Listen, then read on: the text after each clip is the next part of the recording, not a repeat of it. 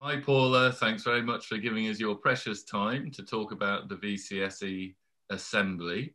Can I Mm. start by asking you to say who you are, who you work for, and to maybe just give us a flavour of why you think the VCS Assembly is really important? Hello, I'm Paula Yassine. I'm the CEO of St Mary's Secret Garden. We work with a lot of people, but most of our beneficiaries are people with learning disabilities on the autistic spectrum, and often have mental health issues as well.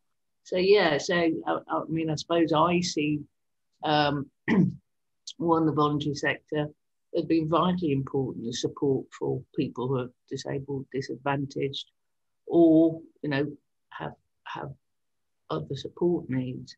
And quite often these are people who don't have much of a voice, that often are not listened to. So in some way we have to support them to be heard. And I think the assembly, particularly, it has a vital role to play in that. Tell me a little bit about, because the first topic will be around emotional well-being, and how have people with disabilities been affected by COVID? We are all human and we need contact with other humans.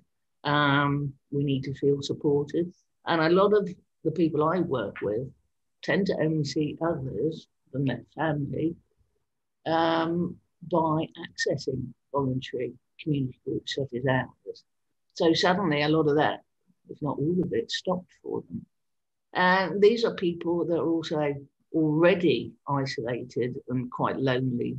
And I think they're just not being able to do the things they do. They don't do much. They'll go to the shop, or maybe go to the cafe for their breakfast. So sometimes the choices are left. And I know some people were left quite lonely in their supported accommodation and only let out occasionally kind of thing.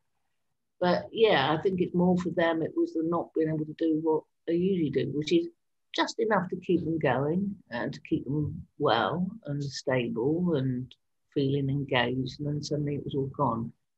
But yeah, that's what we're seeing. Is definitely there is a lowness in mood, a sort of insecurity as well, and a little bit of fear, I think. If you can sort of fast forward to our first assembly meeting Yeah. on the 15th of June, what would you like to get out of it as an organisation and for your beneficiaries ultimately? How many years have we talked about holistic care and holistic support and ensuring communication between organisations and between us and the health service or the social care system?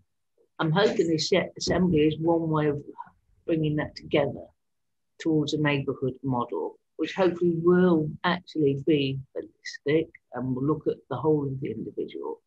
The voluntary sector will know quite a lot about each individual they work with.